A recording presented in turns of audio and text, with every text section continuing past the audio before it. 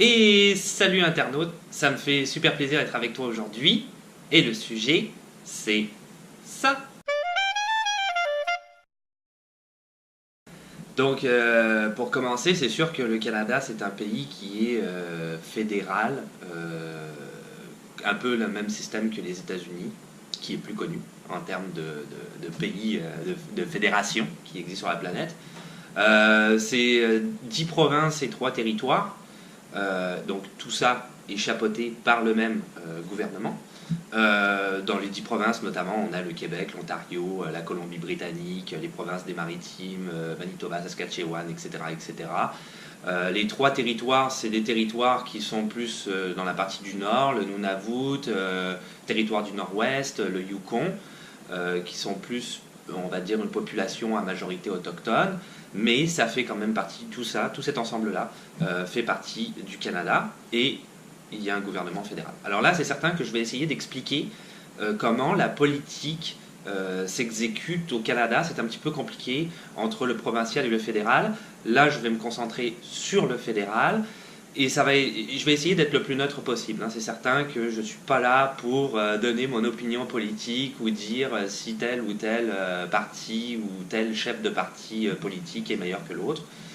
Donc, je vais essayer, je vais tenter le coup. Je vais essayer d'être vraiment, vraiment neutre à 3000% et d'expliquer comment ça se passe. Donc, je dis beaucoup donc, je pense. On va commencer avec les différents partis politiques. Il y a 5 partis politiques et je vais commencer avec les 2 premiers que je vais nommer après, qui sont pas mal les principaux. Dans chaque pays, il y a toujours 2 partis politiques qui se détachent des autres, qui ont plus d'intention de vote que les autres. Mais je vais quand même expliquer en détail les 5 partis politiques au fédéral qui existent. Alors le premier parti, c'est le Parti libéral du Canada. Alors le Parti libéral du Canada, c'est un parti politique qui a tendance centriste. Ils se disent plus à gauche que les conservateurs, c'est ce que j'ai trouvé, et plus à droite que le nouveau Parti démocratique, le NPD, je vais en parler après. Le chef du parti, c'est Justin Trudeau. Alors lui, c'est le fils, notamment, je vais expliquer plusieurs choses à son propos, mais notamment c'est le fils de Pierre Elliott Trudeau, qui était un ancien Premier ministre du Canada, et dont l'aéroport international de Dorval porte son nom à l'heure actuelle. C'est par là, quand on est nouvel immigrant, qu'on arrive. Avant, il y avait 2 aéroports, maintenant il n'y en a qu'un. Il y avait Mirabel et Dorval, maintenant il n'y a plus que Pierre Elliott Trudeau, aéroport Pierre Elliott Trudeau. Donc si on part en vacances, si on retourne dans son pays d'origine, c'est par là qu'on passe. Justin Trudeau, c'est le chef de parti libéral depuis 2013, mais c'est surtout le Premier ministre du Canada depuis le 19 octobre 2015, date à laquelle il a été élu. Le Parti libéral, c'est sûr qu'il faut faire une distinction entre le Parti libéral au fédéral et le Parti libéral au provincial. Ils portent le même nom, mais c'est pas le même parti politique. C'est pas les mêmes membres à l'intérieur des 2 partis, et c'est pas le même chef de parti non plus. Il est sûr que déjà la différence, elle se pose ne serait-ce qu'au niveau du fait que tu gères une province ou tu gères un pays. Là, c'est le Parti libéral qui est au pouvoir à l'heure actuelle. Donc, lui, il gère le pays, et le Parti libéral aussi au pouvoir au niveau de la province, et il gère la province. Donc, la gestion d'une province et d'un pays, c'est pas du tout la même chose, et je vais en parler après. Il y a vraiment une division des pouvoirs à ce niveau-là. Ceci étant dit, c'est sûr que dans les grandes lignes, ils se rejoignent un peu quand même. C'est quand même le Parti libéral, ça a le même nom, et il y a une raison à ça. Donc c'est ça, je voulais faire la distinction entre le Parti libéral au provincial et le Parti libéral au fédéral, 2 entités distinctes. Le deuxième gros parti, donc celui qui a souvent les plus grandes intentions de vote avec le Parti libéral, c'est le Parti conservateur. Alors le Parti conservateur, c'est en fait une alliance entre 2 anciennes factions politiques. En décembre 2003, il y a l'Alliance canadienne, donc c'était un parti politique, et le Parti progressiste conservateur, qui ont fusionné et qui ont donné le Parti conservateur. Le Parti conservateur est pas mal vu pour certaines personnes, en tout cas, il est pas mal vu comme un parti qui se rapproche du parti républicain américain ou du parti conservateur au Royaume-Uni. Donc des partis qui sont très extrêmes et même radicaux dans leur idée. Bon, par exemple, le parti républicain américain, on ne le présente pas. Ça nous donne un petit peu une idée. Mais dans les faits, de ce que j'ai pu trouver, et puis il faut dire aussi que le parti conservateur était au pouvoir quand même de 2006 à 2015 ici au Canada.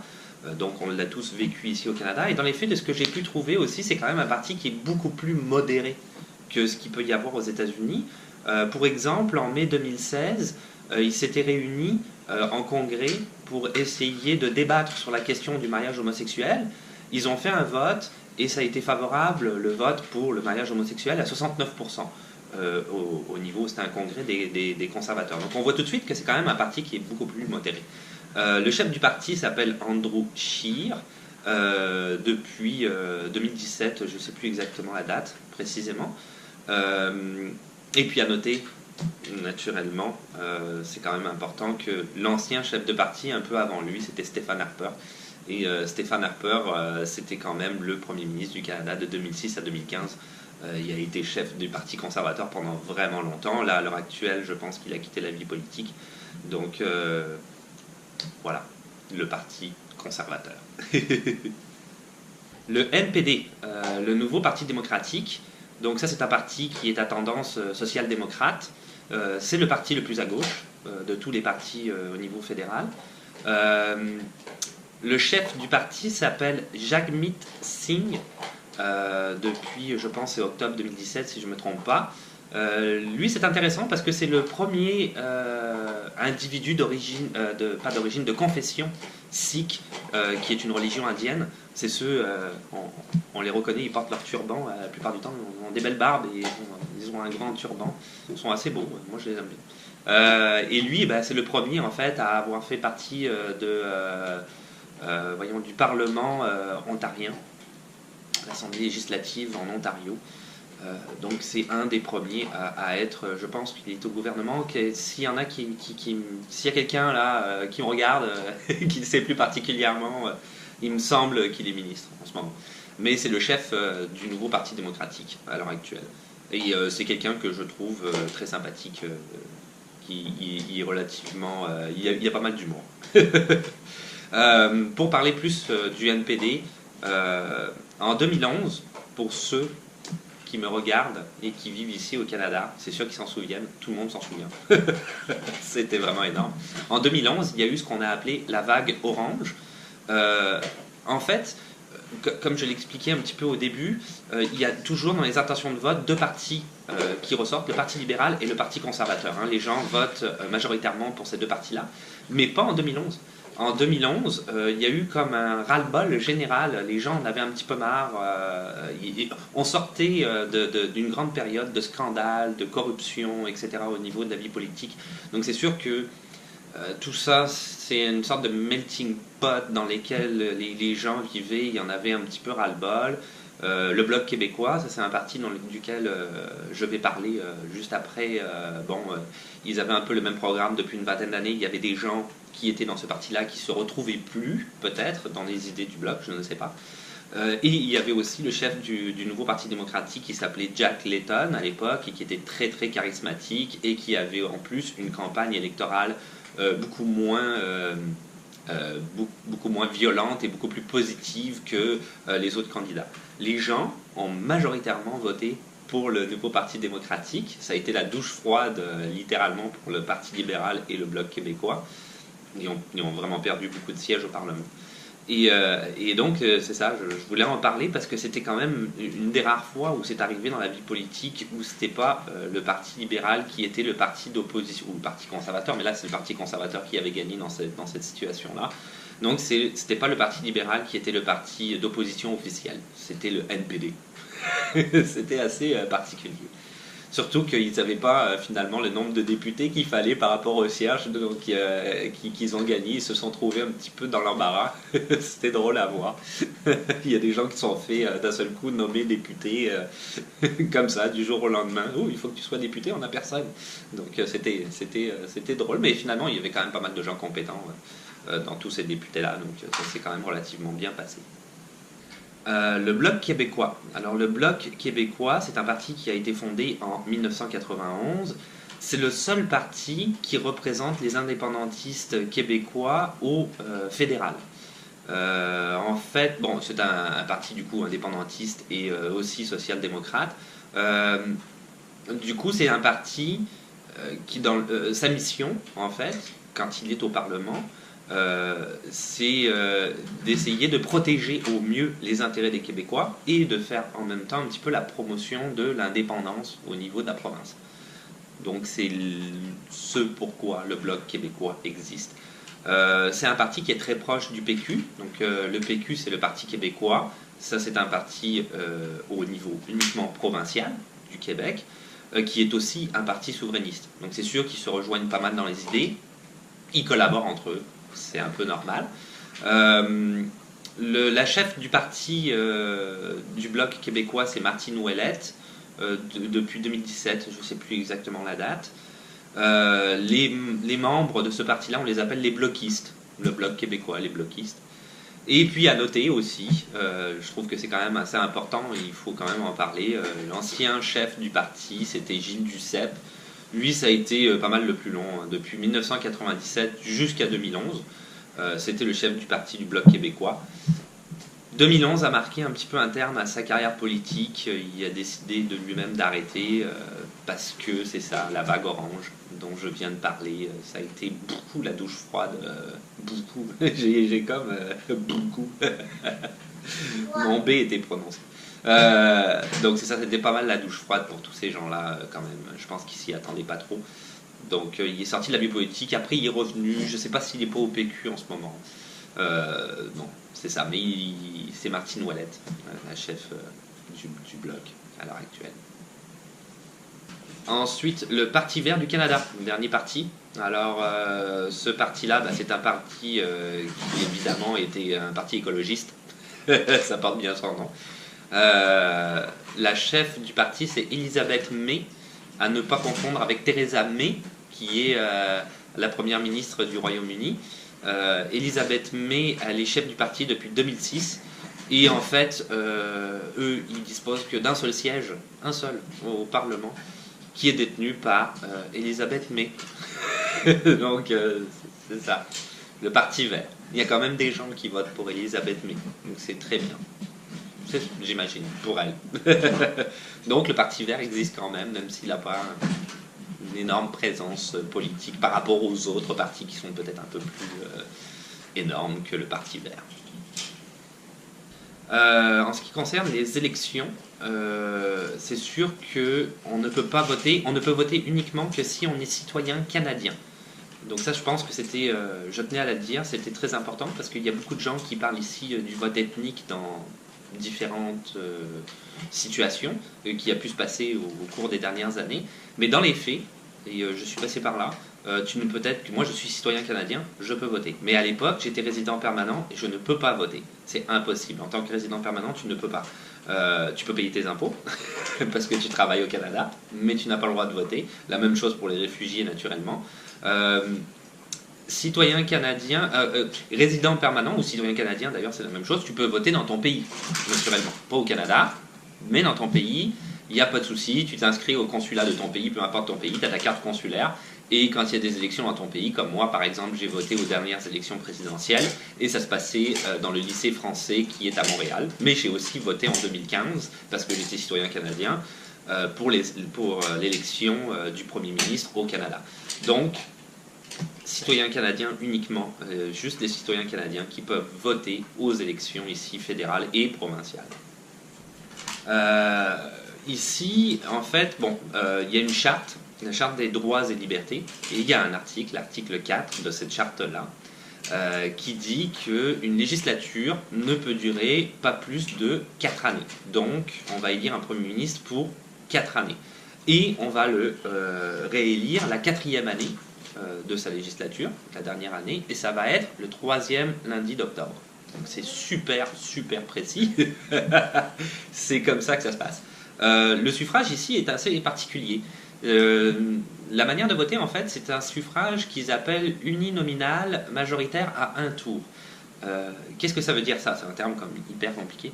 Ça veut dire que le Canada, ok, on va expliquer plus. Le Canada, il est divisé en 338 circonscriptions.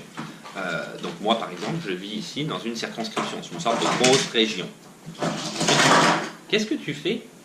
Tu fais beaucoup de bruit? Ok. Donc c'est ça. C'est la grande région dans laquelle je vis, c'est divisé en circonscriptions. Moi, je vais aller voter, pas pour le chef du parti, comme un des partis que j'ai pu nommer précédemment, conservateur, libéral, NPD, peu importe, mais je vais aller voter pour le député qui représente la circonscription. Mais celui qui va être élu Premier ministre, ça va être celui qui va avoir une majorité de députés qui vont être élus. Donc là, s'il a, qui vont donner des sièges au Parlement à ces députés, donc là, s'il a 184 sièges, comme par exemple c'est le cas en ce moment pour les libéraux, il est majoritaire, c'est donc Justin Trudeau qui devient Premier ministre. Sauf que moi, je ne vote pas directement pour Justin Trudeau, je vais voter pour le député de ma circonscription. Et si par exemple, dans ma tête, j'ai plus des convictions, c'est un exemple hein, complètement, c'est pas vrai, mais si j'ai des convictions par exemple plus libérales, ça c'est mon parti politique, mais là je vois que mon député conservateur donne des idées et qui moi me parlent plus en tant que personne vivant dans cette circonscription-là, parce qu'il va donner...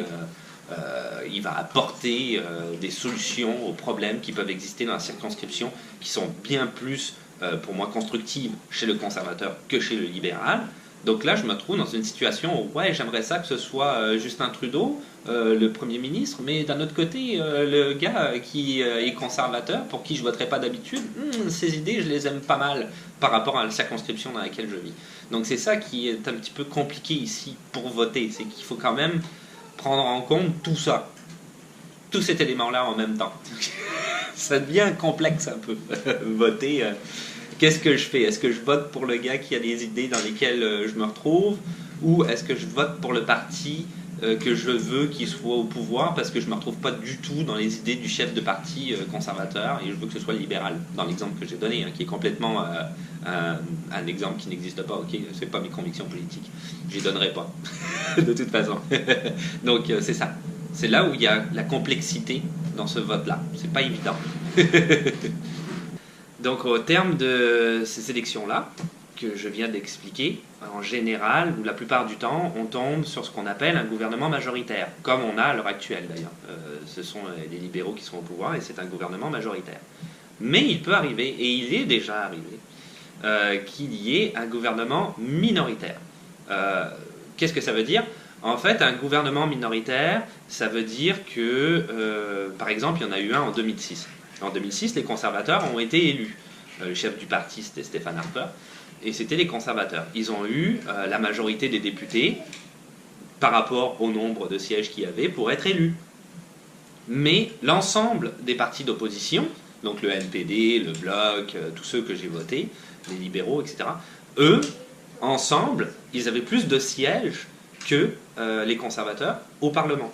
Donc c'est certain que dans cette situation-là, à chaque fois que le gouvernement voulait, pas à chaque fois, mais la plupart du temps qu'il voulait voter une loi ou tel type de loi, etc., qui lui tenait à cœur, les gars d'opposition, les partis d'opposition se mettaient ensemble pour contrer ça, et donc c'est une paralysie, quoi. Ça ne fonctionne absolument pas.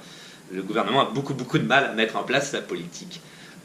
Dans cette situation-là, il existe quand même des manières de provoquer ce qu'on va appeler des élections anticipées. Parce que personne ne veut ça. Même le gouvernement, la plupart du temps qui est en place, il veut avoir la majorité. Pour ça, il y a deux solutions. La première solution, c'est ce qu'ils appellent le vote de confiance. Donc le vote de confiance, ça porte bien son nom.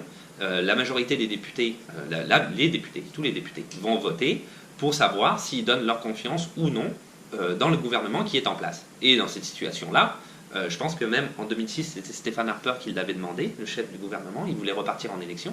Dans cette situation-là, on ne donne pas notre confiance au gouvernement et on retourne en élection. La deuxième solution, c'est ce qu'ils appellent la motion de censure. C'est un peu la même chose, c'est-à-dire que c'est une motion qui vont passer au Parlement pour exiger la démission du gouvernement. Ils estiment que le gouvernement ne donne pas une politique qui est suffisamment bonne pour le pays. Dans ce cas-là, évidemment, il est minoritaire, donc c'est juste logique. La seule différence avec le vote de confiance, c'est qu'il faut que ce soit absolument à la majorité absolue des députés, ce vote-là. Et à ce moment-là, on repart encore une fois en élection anticipée. Pour donner l'exemple du Parti conservateur, c'est sûr qu'en 2006, ils sont arrivés au pouvoir, mais ils étaient minoritaires. Il y a eu cette histoire de vote de confiance, me semble-t-il. En 2008, on a eu à nouveau ce qu'on appelle des élections anticipées, parce qu'ils voulaient devenir majoritaires. Ça n'a pas été le cas, donc ils étaient encore minoritaires. Et il y a eu à nouveau des élections en 2011, où là, le Parti conservateur, et à ce moment-là, il est devenu majoritaire. Et c'était ce que j'ai expliqué tout à l'heure, la vague orange. À ce moment-là, c'était le NPD qui est devenu le parti officiel d'opposition. Et les élections d'après sont passées en 2015, 4 ans plus tard, puisqu'il y a eu un gouvernement majoritaire à ce moment-là. Donc, c'est ça, gouvernement minoritaire qui fait que nous, on va se retrouver à voter tous les 2 ans. Ceci étant dit aussi, ça j'en parlerai pas dans cette vidéo-là, mais il y a aussi le provincial. Donc à cette époque-là, on votait tout le temps. Entre le fédéral tous les 2 ans et le provincial, c'était horrible. On était tout le temps en train de voter. C'était quelque chose. Pour finir avec ça, du coup, pour donner une petite idée, en ce moment, on est avec un gouvernement majoritaire. Donc il y a 338 sièges au gouvernement, au Parlement. Sur les 338 sièges, 184 sièges sont pour les libéraux, 99 sièges pour le Parti conservateur, 44 sièges pour le Nouveau Parti démocratique, 10 sièges pour le Bloc québécois et Elisabeth May pour le Parti vert.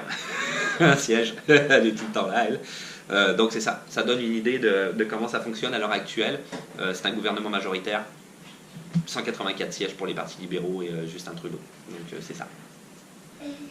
Aussi, c'est sûr que j'ai peut-être oublié de le préciser parce que ça allait de soi pour moi, mais ça va peut-être pas de soi en tant que tel, je sais pas.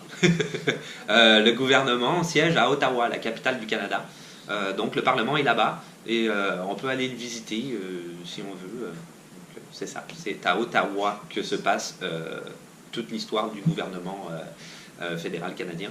Le Canada, c'est donc une fédération qui a été, ici la fête nationale c'est le 1er juillet, parce qu'il y a eu la Confédération le 1er juillet 1867, donc c'est sûr que tout ça est une fédération.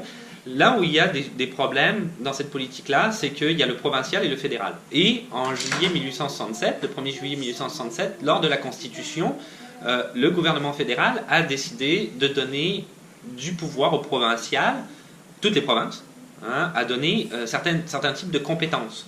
C'est-à-dire que le provincial va s'autogérer, que ce soit dans l'éducation, la santé, le droit civil, la célébration des mariages, et même une gestion d'une certaine part des ressources naturelles qu'il peut avoir sur son territoire. Donc, ça c'est la province qui va gérer ça, à 100%. Donc, quand on voit tout ça, on comprend tout de suite que même si le fédéral a quand même un pouvoir, c'est sûr, politique sur les provinces et les 3 territoires, les 10 provinces et les 3 territoires, ça reste quand même une situation politique assez décentralisée. Il y a du fédéral et il y a quand même beaucoup de provincial dans les décisions qui sont prises. Donc c'est un peu spécial, ça marche un peu, je dirais à 2 vitesses, mais pas vraiment, parce que finalement tout ça s'imbrique parfaitement bien. Et moi, depuis que je vis au Canada, je trouve que ça fonctionne bien, les deux ensemble, le fédéral et le provincial. C'est mon avis, on n'est peut-être pas obligé de le partager. Mais c'est sûr que moi, je viens de France où tout allait mal. Ici, je trouve que ça va quand même plutôt pas mal. Donc, moi, je ne me plaindrai pas du tout de la vie politique et économique ici. Surtout par rapport à la France. C'était horrible. Mais maintenant, ça va peut-être mieux avec Macron, je sais pas. Je ne suis pas retourné depuis longtemps. Et voilà, c'est tout pour aujourd'hui. Donc c'était la politique fédérale du Canada. La prochaine fois, ça va être la politique provinciale. Je le dis tout de suite, ça va être la prochaine vidéo. On va parler de la politique provinciale, comment ça se passe. parce que c'est pas tout à fait pareil. Je pense que si tu veux mettre un pouce bleu, j'ai un peu la pression. Je regardais en pouce bleu pour quand tu as fini, tu mets un pouce bleu. Voilà, c'est ça, c'est exactement ça. Je ne dirai pas plus que ça. Des questions, des suggestions, comme d'habitude, tu peux les mettre dans les commentaires. Le compte Instagram qui fonctionne toujours, je suis toujours super actif là-dessus. Et puis, c'est ça, oublie pas de t'abonner. Ouais, je dis, en ce moment, mes conclusions sont pénibles, hein, je suis vraiment désolé, je suis perdu, je sais pas pourquoi. Oui, frère, il va faire par Dieu. Bah oui, donc essaye, voilà, oublie pas de t'abonner parce que c'est plus facile pour savoir quand est-ce que les nouvelles vidéos vont sortir. Et puis, on se dit à la revoyure. Ciao, bye.